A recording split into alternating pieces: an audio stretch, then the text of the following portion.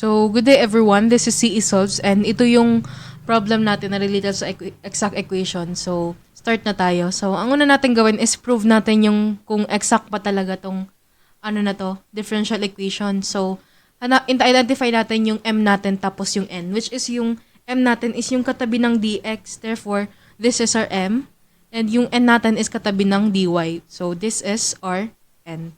So, ngayon na na-identify na natin yung m and n, differentiate na natin siya. So, differentiate natin yung m in terms of y. So, d over dy is equal to times 2x minus 3y kasi yan yung m natin. Tapos, differentiate natin siya. Differentiation of a constant since ang x dito is considered as a constant kasi mag-differentiate tayo in terms of y. So, 0 siya.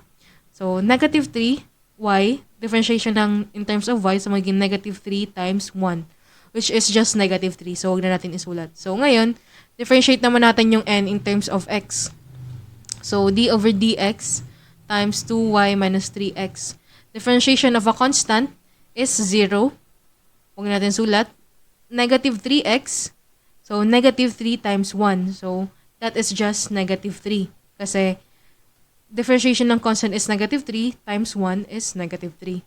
So, to check for its exactness, dapat equal yung dm over dy sa dn over dx. So, tignan natin kung equal, parehas negative 3. So, therefore, this equation is exact. So, ngayon, proceed tayo sa way kung paano siya isolve. So, magiging, inote natin yung df over dx natin is equal to rm and df over dy natin is equal to rn. So, ngayon, pili tayo sa dalawa kung anong mas madali i-integrate. So, parang pares lang naman, pero piliin na lang natin to. So, df is equal to, m natin is 2x minus 3y. 2x minus 3y.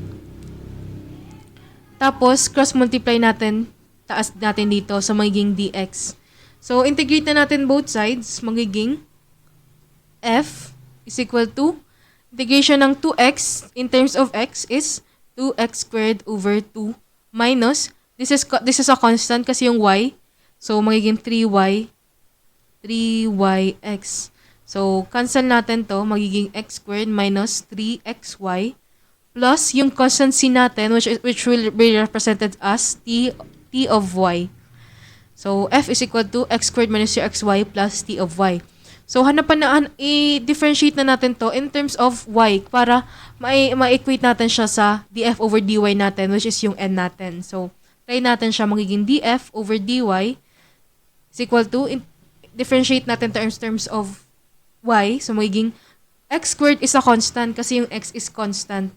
So, 0 minus 3xy. So, negative 3xy. Copy natin yung negative 3x kasi they're the constants here.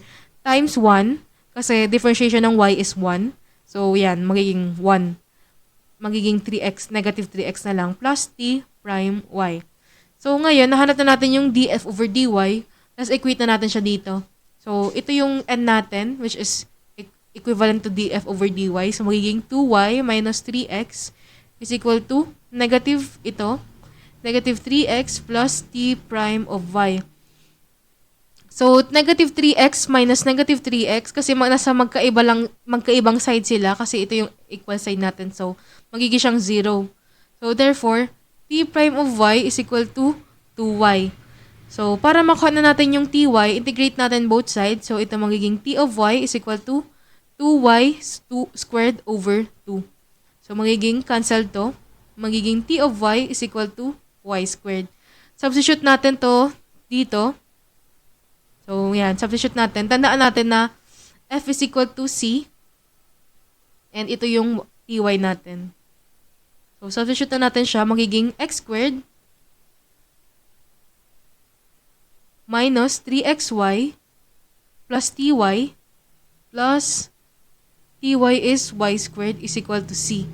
So, yan na yung pwede nating maging final answer. Or kung pag gusto niyo magiging x squared plus y squared is equal to 3xy, lipat natin sa right side, magiging 3xy plus c. So, yan na yung final answer natin.